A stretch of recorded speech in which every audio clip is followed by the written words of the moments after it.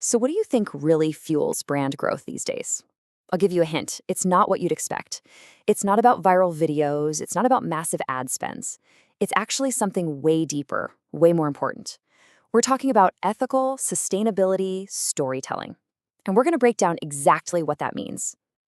Yeah, think about it. We are just bombarded with marketing every single day.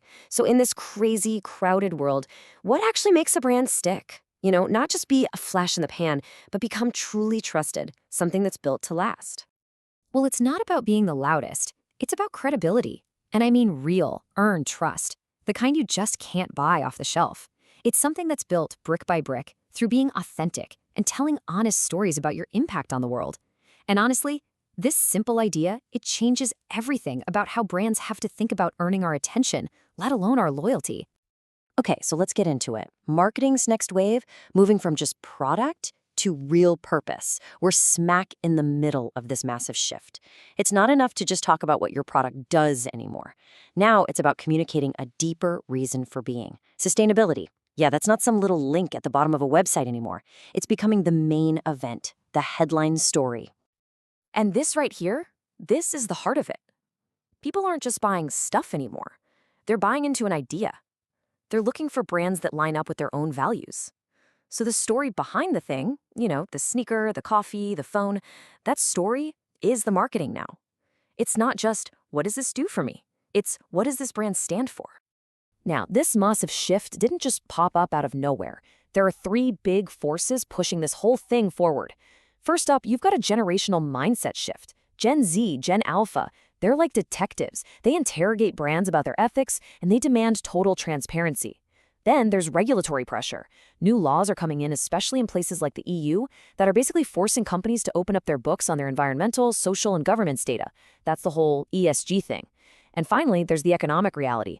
This isn't just a nice-to-have anymore, it's smart business. Being sustainable actually makes companies more resilient and, you guessed it, more profitable in the long run. But, of course, it's not that simple. Here's where we hit a snag. As these sustainability stories become more and more valuable, the temptation to fake it gets pretty strong. And that creates this huge problem, what we can call a trust paradox. It's this crisis of trust, and it's all being fueled by the rise of greenwashing. So let's just be super clear on what we're talking about here. What exactly is greenwashing? Put simply, it's when a company spends way more time, money, and effort marketing itself as green than it does on actually doing the hard work to be environmentally friendly. It's all about perception, not reality. It's smoke and mirrors. So you've basically got two paths a brand can go down. On the one hand, you've got greenwashing. That's all about vague promises, cherry-picking the good news, and building an image. But on the other path, you've got authentic storytelling. And this is totally different. It's built on verifiable data, it's not afraid to admit things aren't perfect, and, this is key, it puts the proof first and the story second. It's all about signaling real authenticity. Okay, so how do brands make sure they're on the right path? Well, there's a new model for this, kind of like an ethical playbook for authentic communication. And it's all built on two simple things, honesty and evidence. And if there's one new rule you take away from this, it's this: proof first, narrative second.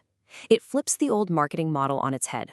Instead of coming up with a catchy slogan and then scrambling to find some facts to back it up, you start with the cold, hard proof. And you let the story grow naturally, organically, from that foundation of truth. So here's how that proof-first model actually works. Step 1.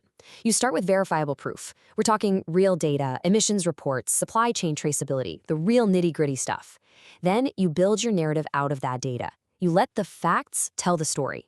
And here's a really important part. You embrace imperfection. You're open about the struggles, the things you've learned, where you still need to go. And finally, you humanize the impact.